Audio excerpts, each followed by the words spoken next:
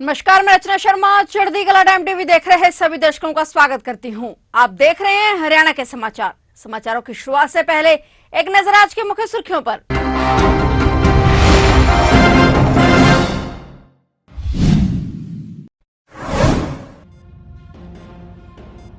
High court से भूपेंद्र हुड्डा को बड़ा झटका। गुरुग्राम भूमि घोटाले की जांच जारी रख सकता है डिंगरा आयोग। हुड्डा के साथ सोनिया गांधी के दामाद का भी नाम शामिल।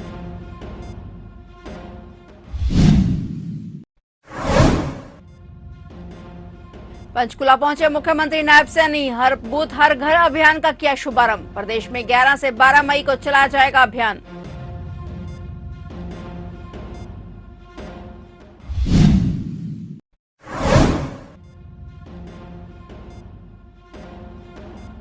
नैना चौटाला के काफिले पर हमले से जेजेपी नेताओं में रोष। दुष्यंत ने कांग्रेस पर भी बोला हमला।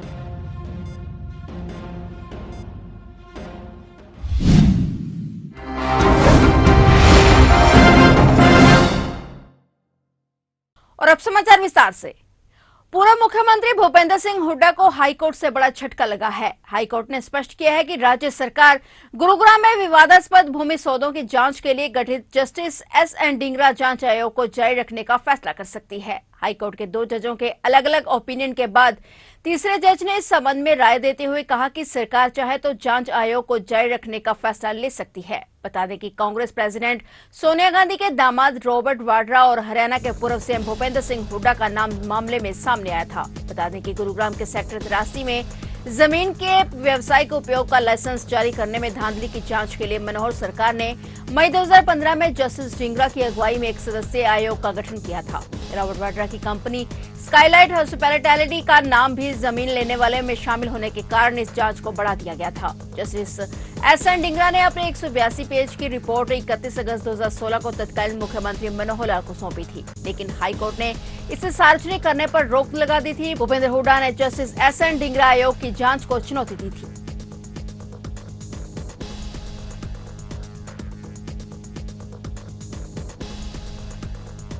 लोकसभा चुनावों के मद्देनजर मुख्यमंत्री नायब सिंह सैनी पंचकुला पहुंचे, जहां सीएम ने हर बूथ हर घर अभियान का शुभारंभ किया। प्रदेश भर में 11 और 12 मई को यह अभियान चलाया जा रहा है। मुख्यमंत्री नायब सिंह सैनी ने इस अभियान को राजीव कॉलोनी के बूथ नंबर 132 से शुरुआत की। मुख्यमंत्री नायब सैनी के साथ इस मौके पर हरियाणा विधानसभा अध्यक्ष और पंचकुला विधायक ज्ञानचंद गुप्ता, अंबाला लोकसभा सीट से भाजपा प्रत्याशी बंतो कटारिया और पंचकुला भाजपा जिलाध्यक्ष दीपक शर्मा सहित कई लोग मौजूद रहे।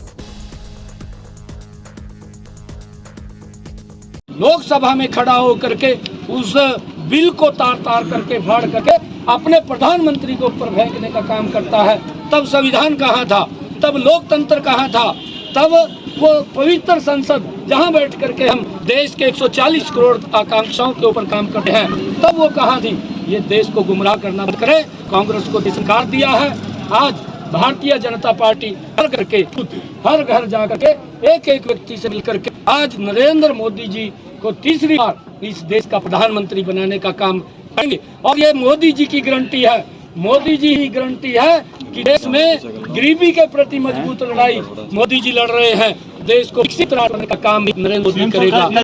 हल्के में चुनाव प्रचार के दौरान हिसार से जेजेपी लोकसभा प्रत्याशी नैना चौटाला के काफिले पर हुए हमले को लेकर पूर्व डिप्टी सीएम दुष्यंत चौटाला सहित जेजेपी कार्यकर्ताओं में रोष भरा हुआ है। हालांकि हमले को लेकर जेजेपी नेताओं द्वारा कांग्रेस पर भी आरोप लगाए जा रहे हैं। दिग्विजय चौटाला ने तो हमलावरों को हिसार से कांग्रेस प्रत्याशी जयप्रकाश का समर्थक बताया है। हमले को लेकर दुष्यंत चौटाला ने कहा कि कुछ युवा जो अपने आप को किसान नेता बताते हैं, उन्होंने नैना चौटाला के काफिले का पीछा किया। इस दौरान जेजेपी कार्यकर्ताओं से उनकी बहस और हाथापाई हुई। इस हाथापाई में जेजेपी कार्यकर्ताओं को चोटें आई हैं। इसके अलावा महिला कार्यकर्ताओं से भी धक्का मुक्की की गई और उनके कपड़े फाड़े गए। पूर्व डिप्टी सीएम ने कहा कि मामले को लेकर हमने एसपी जींद से बात की और हमलावरों पर सख्त से सख्त कार्रवाई करने की मांग की। वहीं इस मामले में कार्रवाई करते हुए नैना चौटाला के काफिले पर हमले करने वालों के खिलाफ पुलिस ने 7 धाराओं में मुकदमा दर्ज किया है। पुलिस ने इस मामले में जांच तेज कर दी है। 8 आरोपियों की पहचान हो गई है। इनमें से पुलिस ने एक आरोपी को गिरफ्तार भी कर लिया है। जल्दी सभी को गिरफ्तार कर लिया जाएगा। मारा प्रोग्राम है और प्रोग्राम में छोटा छोटा छोरा शराब पी गए, डीजे चला गए और विरोध के नाम पर चौपाट में बढ़ने की कोशिश करी, दरवाजों तोड़ दिए और तो और हमारी महिला प्रधान का कुर्ता पाट दिया। चुन्नी छीन ली। अब मैंने एक चीज बता दे, आप सारा खेती करा वो विरोध का तरीको है, और खास तौर पर महिला सागे। अब चुनाव में परिणाम से विरोध करना वोटा में कर लो, पर ये तरिया हाथापाई करके चोट मार के विरोध करो, ये चीज ने समझने की जरूरत है। और लोग भी कोई थारू छानी को नहीं, ये तो 6 चुनाव देख लिए भी आदमी का आदत है को नहीं है। पिछले चुनाव में आदमपुर में कुट के गए, मरी आवाज ने उठावे को कल जो घटना हुई है वो तो आदमपुर की जिम्मेवारी बने ज्यादा से ज्यादा। कल खुल के कह दियो किसान नेता आगे कह दे मारा और ना ताके खिलाफ कार्रवाई लिखिए दे पार्टी है जी, किसान ने भी को नहीं है। आज ये चीज ने समझो, कल जो घटना हुई है आ घटना केवल मात्र राजनीतिक रूप डेढ़ा लोगा कराई। आ घटना हुई है तो केवल मात्र बाकी कमजोरी ने किया विरोध, किसान के नाम दे के वोट ले लिया, लोग कराई।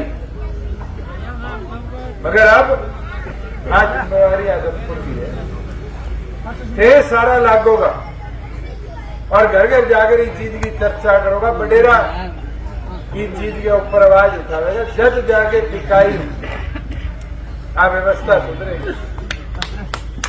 और मैं अपील प्रार्थना करूं, मेरी तो जरूर मां है, हमारी घटनाक्रम के बाद सारी जिम्मेवारी बढ़े, थारी तो बहन भी है, बेटी भी है, ये जिम्मेवारी ने ढंगू संभाल लोगा, जब सुधार हो गए।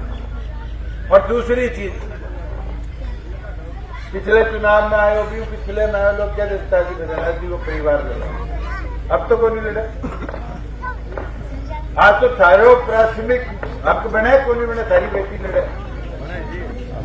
तो ये लड़ाई न लड़ो, ये चुनाव में संभालो। मैं तो वोट मांगने की अपील एक है, मैं तो आज जिम्मेवारी लगाना आयो, ये जिम्मेवारी ने मजबूती से संभाल के और आदमपुर में ऐतिहासिक मतदान जिता के भेजो, जब जाकर पूरे देश में समाचार जाएगा कि इस तरह की घटना कोई करेगा तो भी को जवाब कोई हाथापाई को नहीं, वोट की ताकत को देने को काम।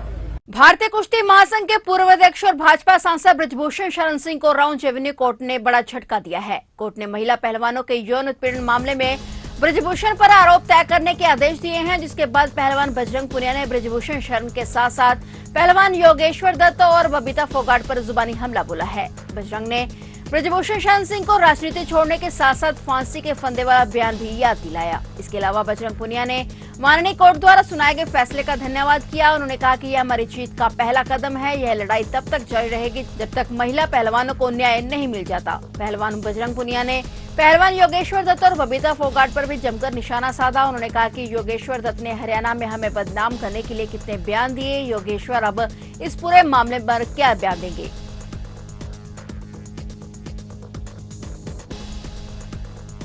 29 अप्रैल को अंबाला के नारायणगढ़ स्थित गुरुद्वारा साहिब में मुख्यमंत्री के आने से पहले सिक्योरिटी द्वारा गुरुद्वारा साहिब में गुरु ग्रंथ साहिब जी की चेकिंग करने का वीडियो सामने आया था, जिसके विरोध में आज हरियाणा गुरुद्वारा प्रबंधक कमेटी के पूर्व सदस्यों ने डीसी को ज्ञापन सौंपकर मुख्यमंत्री से स्पष्टीकरण की मांग करते हुए उन सभी कर्मचारियों को सस्पेंड करने को कहा जिन्होंने उनकी चेकिंग की थी।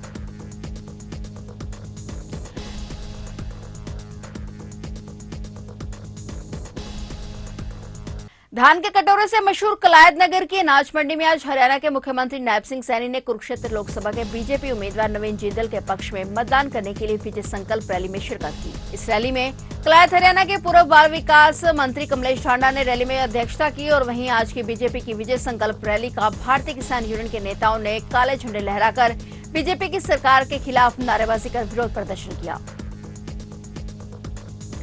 बीजेपी और जेजेपी ने प्रदेश के हर वर्ग का अपमान किया है, इसलिए हर वर्ग सत्ताधारियों से नाराज है, जिसके चलते उन्हें विरोध का सामना करना पड़ रहा है। यह कहना है राज्यसभा सांसद एवं रोहतक लोकसभा क्षेत्र से कांग्रेस प्रत्याशी दीपेंद्र सिंह हुड्डा का। दीपेंद्र सिंह हुड्डा बहादुरगढ़ के दर्जन भर गांव में चुनाव प्रचार करने पहुंचे थे। यहां पत्रकारों से बातचीत करते हुए उन्होंने एक तरफ जहां भाजपा सरकार पर जमकर निशाना साधा, तो वहीं दूसरी तरफ जननायक जनता पार्टी की नेत्री नैना चौटाला का आक्रामक विरोध होने पर अपना बयान भी दिया। दीपेंद्र हुड्डा ने भारतीय जनता पार्टी और जननायक जनता पार्टी के नेताओं का विरोध करने वाले लोगों से अपील की है कि गांवों और शहरों में नेताओं को घुसने से रोकने से अच्छा होगा कि इनको विधानसभा में और लोकसभा में घुसने से रोका जाए। लोगों को अपनी नाराजगी वोट की चोट से जाहिर करनी चाहिए। दीपेंद्र हुड्डा का कहना है कि मैं लोगों के लिए लड़ता हूं, इसलिए बीजेपी और जेजेपी की नजरों में रड़कता हूं। दीपेंद्र हुड्डा ने रोहतक लोकसभा क्षेत्र से भाजपा प्रत्याशी अरविंद शर्मा पर भी निशाना साधा।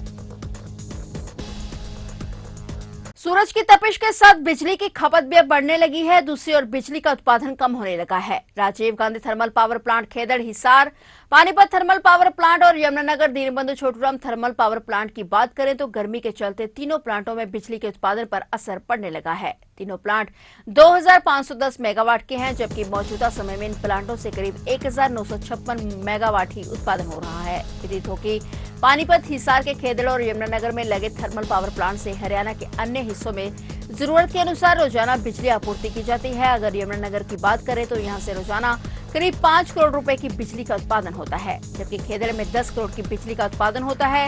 यमुनानगर की बात करें तो थर्मल के 600 मेगावाट यूनिट में बने स्विच यार्ड से 4 डबल यूनिट सर्किट बने हुए हैं और अधिकारी के अनुसार मौजूदा समय में प्रदेश में कुल 10,500 मेगावाट बिजली की आपूर्ति की जा रही है। जून जुलाई में 12,000 मेगावाट तक डिमांड बढ़ जाती है, जबकि सर्दियों में 6 से 7,000 मेगावाट तक डिमांड रहती है।